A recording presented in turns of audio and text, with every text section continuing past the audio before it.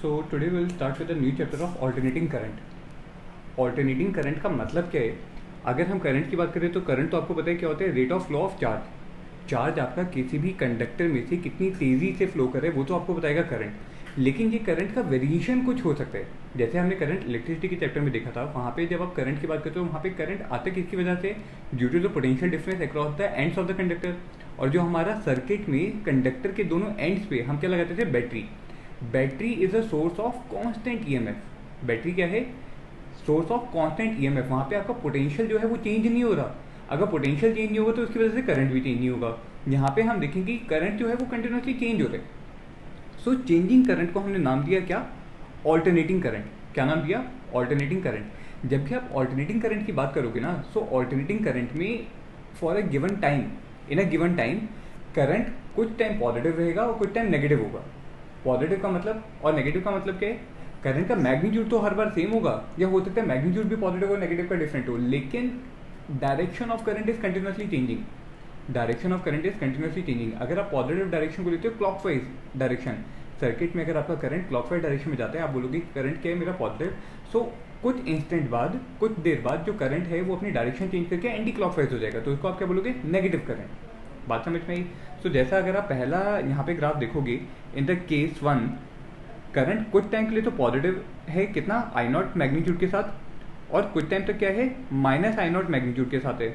For a given time period for 0 to t, हम इसको अगर 4 अलग अलग जोन में अगर डिवाइड कर दें, so first time period will be t/4, then it will be t/2, then 3t/4 and then a complete time period t। So यहाँ से यहाँ पर एक कंप्लीट टाइम पीरियड में करंट कितनी बार आपका वेरी करा? पहले पॉजिटिव साइकिल थी, उसके बाद नेगेटिव साइकिल आई, फिर दोबारा पॉजिटिव साइकिल आई, और फिर एक नेगेटिव साइकिल आई। तो करंट यहाँ पे क्या हो रहा है? चेंज हो रहा है।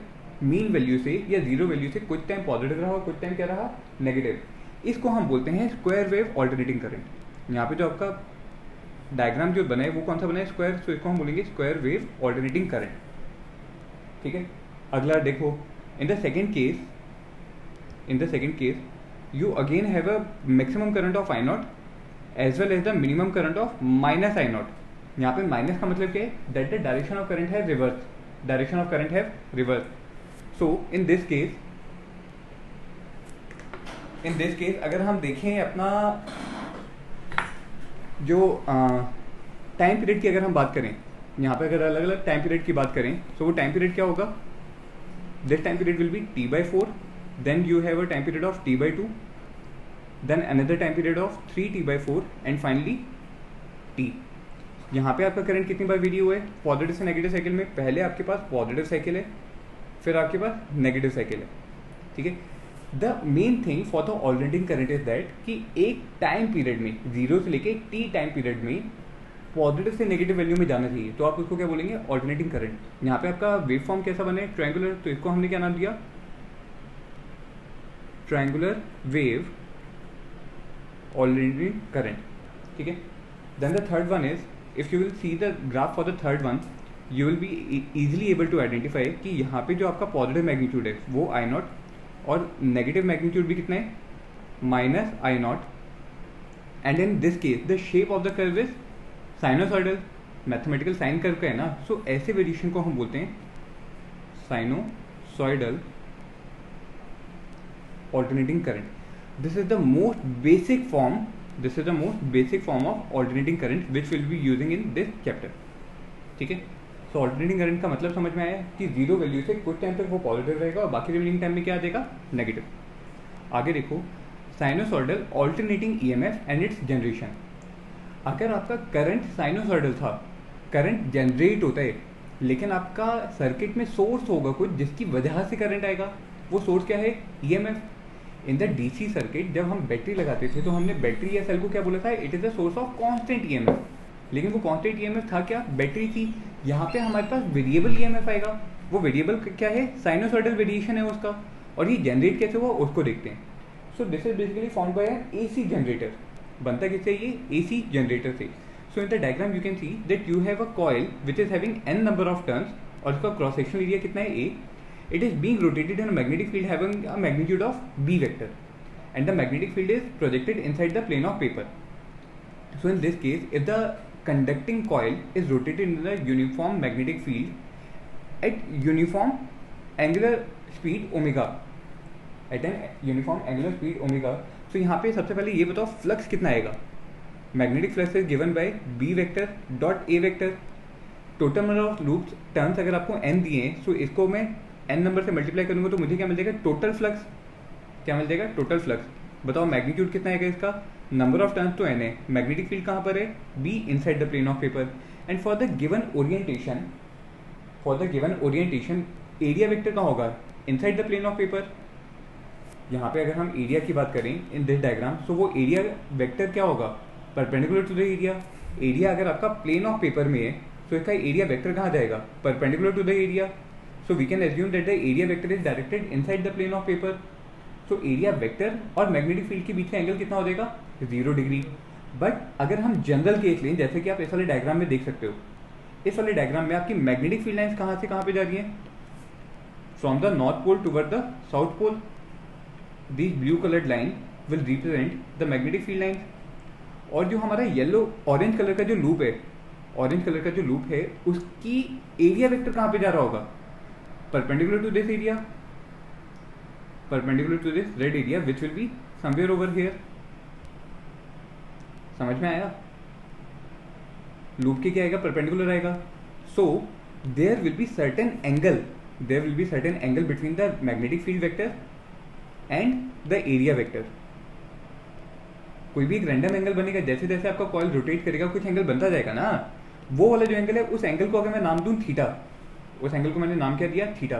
तो मुझे ये बताओ, अगर यूनिफॉर्म एंगुलर वेलोसिटी है, तो theta is equal to omega naught t plus half alpha t square जो हम यूज करते हैं. यहाँ पे अल्फा की वैल्यू को हम क्या बोल सकते हैं, 0, क्योंकि यूनिफॉर्म ओमेगा है तो एंगुलर एक्सेलरेशन तो 0 ही. तो थीटा को हम कैसे रिप्लेस कर देंगे, ओमेगा टी से. कैसे रिप्लेस करेंगे, ओमेगा टी से. वापस आओ, फ्लक्स की इक्वेशन लिखो. फ्लक्स की इक्वेशन में हमने मैग्नेटिक फ्लक्स फाई को क्या लिखा, N B dot A vector. अगर हम डॉट प्रोडक्ट हटाएंगे तो क्या आएगा, कॉस थीटा. और वहाँ पे हम थीटा को क्या लिख सकते हैं, omega t. So we will write it as N B A cos omega t. ये तो आ गया हमारे पास flux. Now what is the Faraday's law of electromagnetic induction. आप बोलेंगे from Faraday's law of electromagnetic induction, the EMF induced, the magnitude of the EMF induced epsilon is equal to rate of change of magnetic flux with respect to time. So हम अगर phi की equation को time के respect में अगर differentiate कर दे तो हमें क्या मिल जाएगा, EMF induced. सो वो EMF कितना आएगा, B N A omega sin omega t, where B N A omega will give you the maximum possible amplitude of the EMF generated.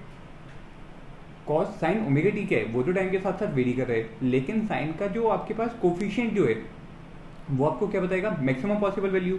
So this can be given as E is equal to E naught sine omega t.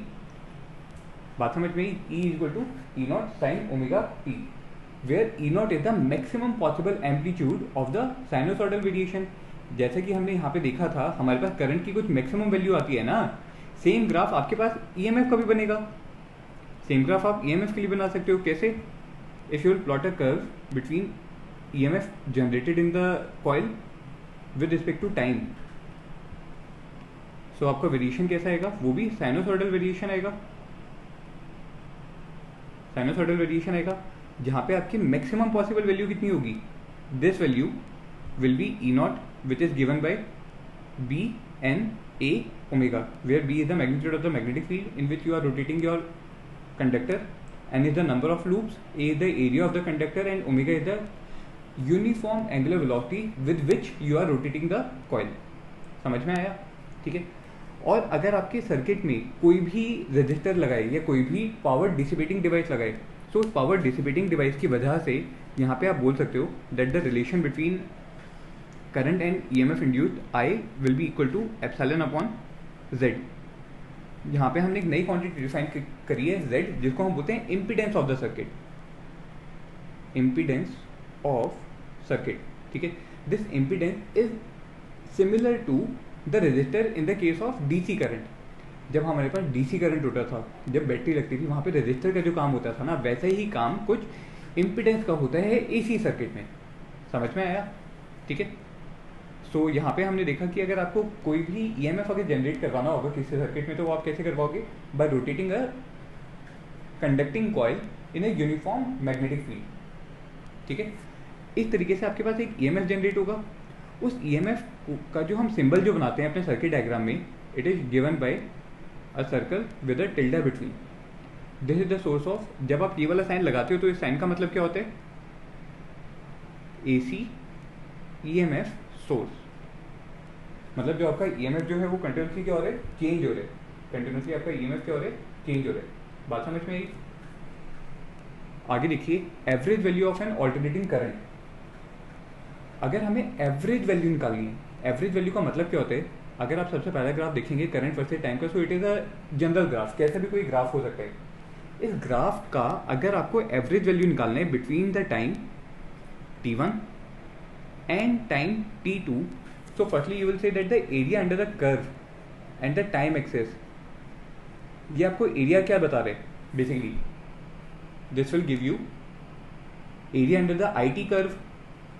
ये आपको क्या बता रहे हैं? Area under current versus time curve. मतलब क्या बता रहे हैं? Integral I d T. Integral I d T बता रहे। आई को हमने क्या लिखा था? करंट की डेफिनेशन क्या थी? Rate of change of current, rate of flow of charge. So the flow of charge dq will give you I dt. So the area under the I dt curve from the limits of t1 to t2 will give you the net charge flown through the circuit during the time interval from t1 to t2. नहीं समझ में आई? देखो दोबारा, अगर हम current की definition को बोलें तो I क्या होता है? dq by dt. So यहाँ से आप dq को क्या लिख सकते हो? I dt.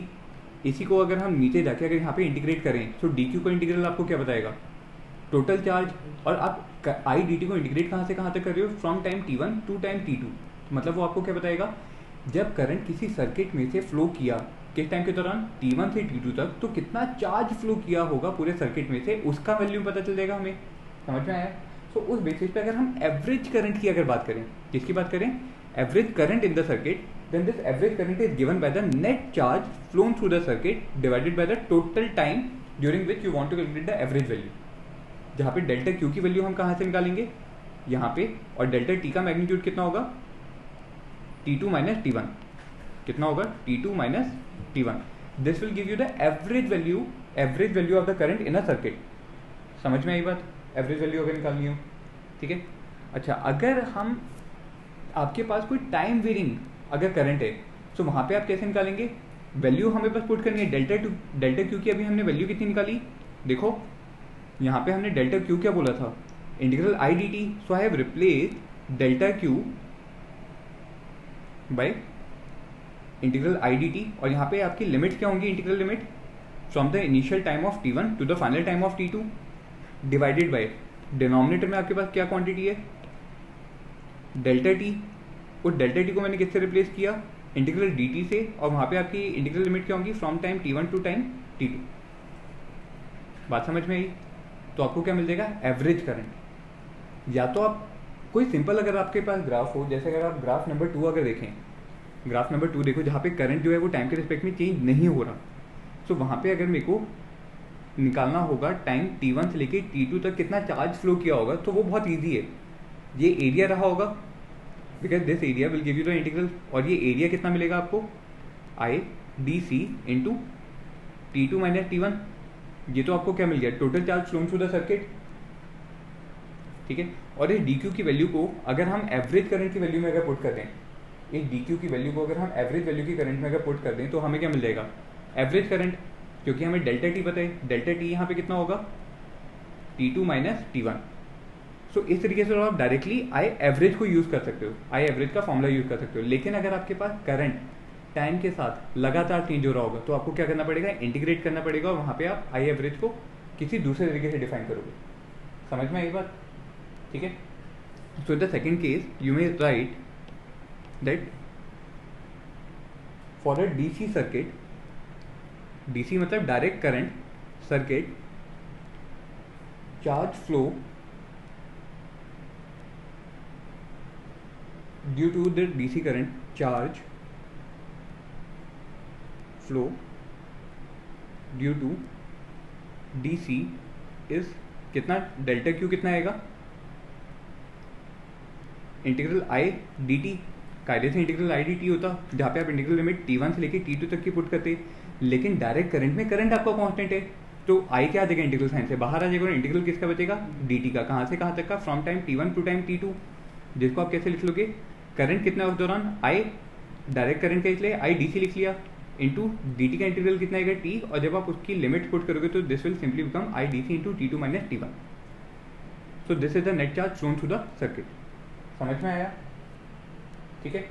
So we will say that the mean और average value of an alternating current, mean और average value of an alternating current is equal to that DC value due to which in a circuit the same charge flows due to the AC in the same duration. मतलब क्या है इसका कि मान लो हमने दोनों graph compare करने हैं, एक ऊपर वाला ग्राफ जिसमें आपका current with respect to time change हो रहा था और एक नीचे वाला ग्राफ जिसमें हमारा करंट क्या है, कांस्टेंट है. ठीक है, दोनों को ही मैं T1 से T2 तक देखना चाह रहा हूँ, T1 से T2 तक की वैल्यू देखना चाह रहा हूँ. जब मैंने DC करंट की बात की, so during the same interval of time delta t from t2 to t1, in one case you have constant current, in one case you have got constant current idc, and in another case you have got current as a function of time. दो अलग अलग चीज़ें हो सकती हैं. ठीक है. अच्छा मुझे ये बताओ, जब करंट डीसी था, जब करंट क्या था, डायरेक्ट करंट, कांस्टेंट करंट था, तो हमारा नेट चार्ज फ्लोन कितना आया, I D C into T2 minus T1 अभी निकाला था. और अगर आपका चार्ज वेरिएबल है, फंक्शन ऑफ टाइम है, तो वहाँ पे हम कैसे निकालेंगे, आई डी टी का integral from time limit of T2 to T1 to T2 divide by integral of d t from T1 to T2. ठीक है, यही निकाला नहीं, ये नहीं निकाला, डिनोमिनेटर नहीं होगा इसमें, डिनोमिनेटर हो गया तो वो एवरेज वैल्यू ऑफ करंट हो जाएगा. This was the net charge flown due to the current as a function of time in the second case. ठीक है, तो अगर आप दोनों वैल्यूज को अगर इक्वेट कर दोगे, दोनों वैल्यूज को अगर आपने इक्वेट कर दिया, तो इक्वेट करके बताओ आपके पास क्या आएगा.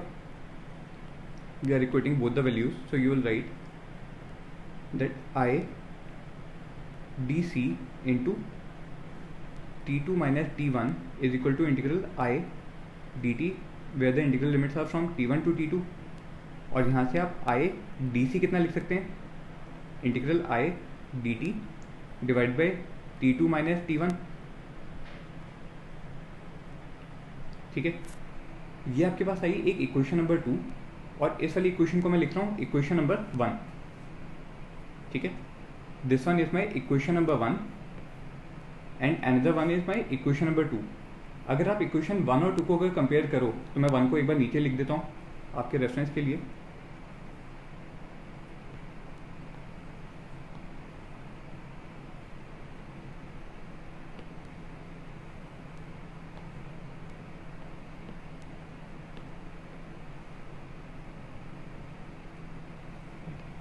हाँ, तो 1 और 2 इक्वेशन को अगर आप कंपेयर करोगे, अब आपके पास दोनों एक पेज पे लिखी हुई हैं, सो यहाँ पे देखो दोनों इक्वेशन को साथ में कंपेयर करो.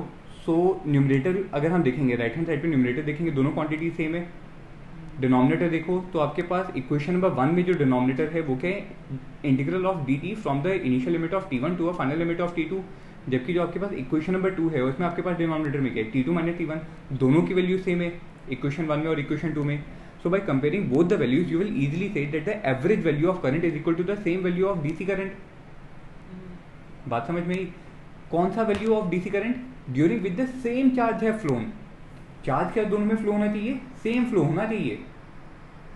हमने क्या किया था, DC करंट का चार्ज निकाला, फिर हमने ऑल्टरनेटिंग करंट का चार्ज निकाला.